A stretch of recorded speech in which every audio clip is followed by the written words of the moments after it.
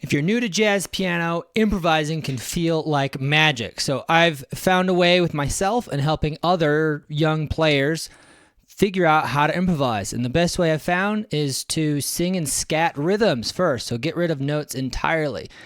I've been helping my two kids who play trumpet and clarinet do this, so it really works across any instrument. I can get pretty good sounding results just doing that.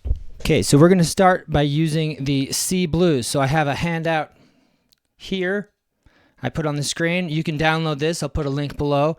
I have some other blues resources in there. But anyway, let's just start with the C blues. And I'm going to demonstrate what I'm talking about. So if you listen to lots of jazz, you probably can kind of already intuit what these rhythms sound and feel like. So if you can just get a good sense of scatting these on no pitch whatsoever, then when you add pitch in, it'll be much more interesting. I think if you choose the most interesting notes in the world, but you have boring rhythms or unconfident rhythms, it's still not going to sound good. So I think this is the best place to start. Get good sounding rhythms, and then other things are going to flow from that. So I'll just show you what I'm talking about, and then give you a chance to practice along. Ba ba da ba da ba ba da ba ba ba da ba ba ba ba da ba ba ba da ba da ba da ba ba ba ba ba da ba ba ba ba. So that kind of thing. You can go through a whole chorus that way. And then when you're comfortable doing that, then just imitate. You could do a call and response with your voice. Imitate what you do. Because what I find is I start to play and I'm thinking notes and it kind of gets all muddled, right? My sense of rhythm and direction and kind of freeness, I lose it. So if you can kind of translate the freedom that you feel when you're singing to your instrument, it's going to feel a lot more natural. So let's see about that. Ba-da-ba-ba, ba-da-ba. Okay, let's just do that. Ba ba ba ba da ba ba ba ba ba da ba. So if you want to hear some really good examples of this, listen to Red Garland's C Jam Blues. He has some very simple licks actually, but the way he places it rhythmically, pretty easy. Most of it's pretty easy to transcribe, but just the way he places it's just so groovy. So I think you can get a lot out of just nicely placed rhythms like he does. He just does that thing. He'll go.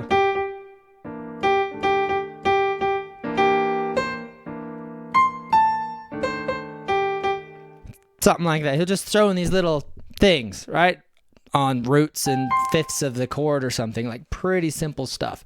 You don't have to get all into like crazy jazz theory.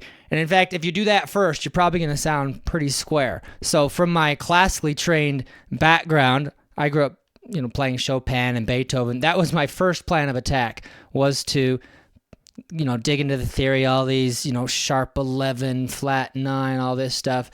And I don't think it produced as good of results as if you just come and just noodle around, sing stuff, imitate what you hear in your head, these rhythms that are kind of in your body, and then go from there.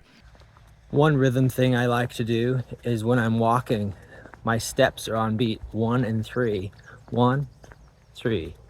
1, 2, 3, 4. And then tap with your hand beats 2 and 4. 1, 2, 3, 4. 2, 3, 4. And you can scat rhythms. Boo da ba da ba. Ba-da, ba-da, ba-da, ba-da, ba ba ba ba ba ba ba ba ba ba ba ba ba ba ba ba ba ba. The thing I like about this is that you can practice more complicated, maybe triplet or tied rhythms, and since you're walking, you're just gonna keep doing that beat. So even if you do more complicated things, you're going to have an easier time keeping that beat going as opposed to when you're just keeping it, tapping your foot or something because your whole body's moving. Anyway, hope that helps. So you notice one thing I've been doing is a kind of call and response kind of thing. So maybe make a response, boo-da ba ba da ba ba ba da ba da ba ba da ba da ba. Right? I have call and response, some kind of answer. And a lot of tunes and great music's already set up this way, but if you can practice kind of responding to yourself that way, let's see here. Ba ba ba ba da ba ba da ba da da ba da ba ba da. You see, it's kind of built into a lot of those jazz standards that you already know, and then it's learning how to apply it into like an improvisation context. So we've done it with blues. So once you're comfortable doing that, maybe just pick a single note. I just took C.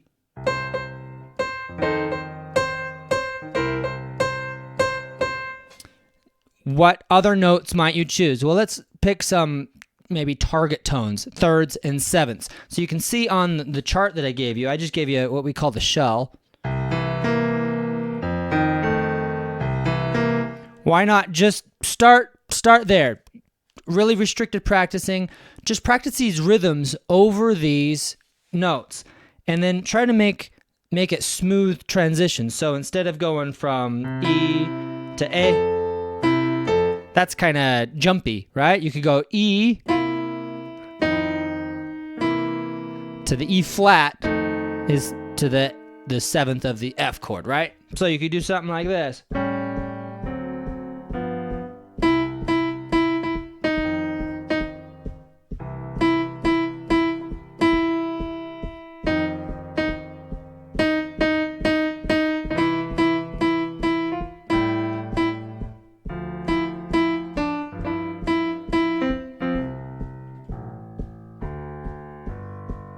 Something like that. Just make it really simple.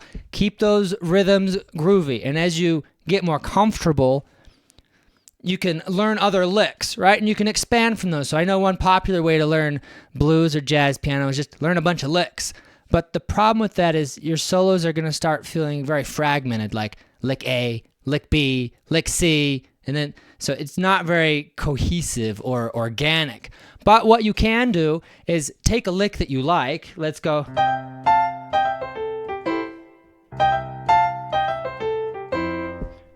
Bum bum ba da da da da.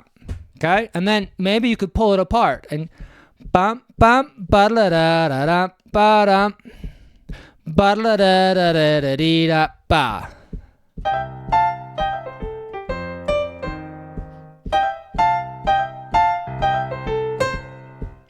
Okay, so you can take an idea, take a lick, and then pull a piece of that apart or make a response to it that makes rhythmic sense.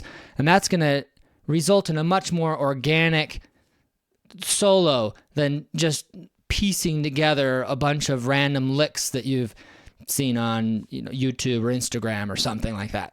So hopefully that gets you a fair amount of experience learning to improvise.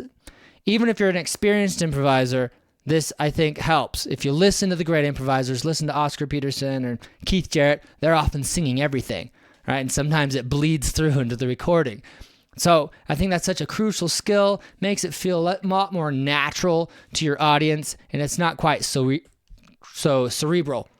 You really feel it in their body, and they communicate that well. So if you liked this, I have a lot more in this blues guide up on the screen here. You can go download that. I have some other resources in that PDF, so go check it out. It's some blues licks, some blues thing about blues scales, that kind of stuff. So have fun with improvising.